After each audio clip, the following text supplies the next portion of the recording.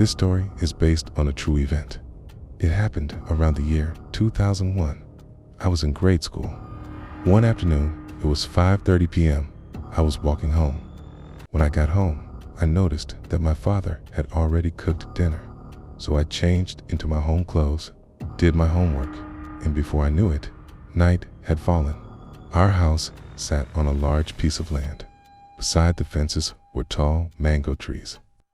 It was wide, quiet, and full of life before technology took over. Around 7 p.m., my father's friends came by and invited him for a drink. So I was left alone, something I was already used to. I often ate by myself, slept by myself, and woke up the next with a note from my father saying, "Eat your breakfast and go to school." It was normal for me, but that night, everything changed. I was waiting for my father to come home, sitting on the balcony, looking out at the mango trees.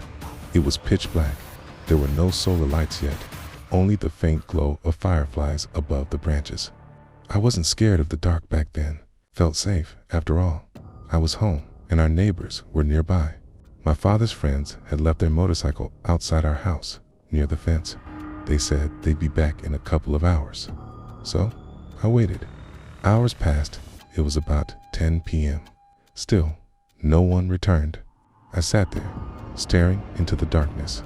Then I saw a man. He walked past the open space, just a meter away from me. He wore blue jeans and a white t-shirt.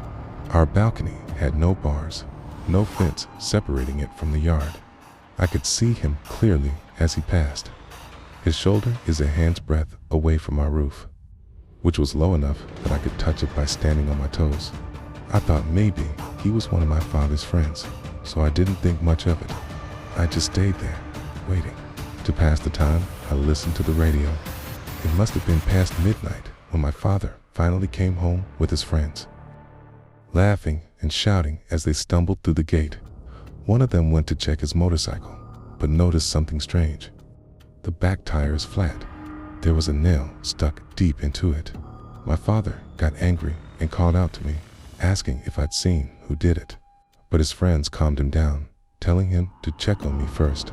They actually seemed more worried about me than he was, which made me feel a bit safer. My father came up to me, holding both my shoulders. "Did you see anyone outside?" I said, "No, I didn't see him outside, but..." Then I said something that made all of them fall silent. I saw a man wearing blue jeans and a white shirt. He walked right past me, but I didn't see his face because he didn't have a head. They froze. No one spoke. I'm confused. My father pulled me into a tight hug, but the next night, he still left me alone at home. I didn't understand why everyone was so scared, but as I grew older, finally realized what I had seen that night. To think that he's a meter away from me gives me a chill to this day.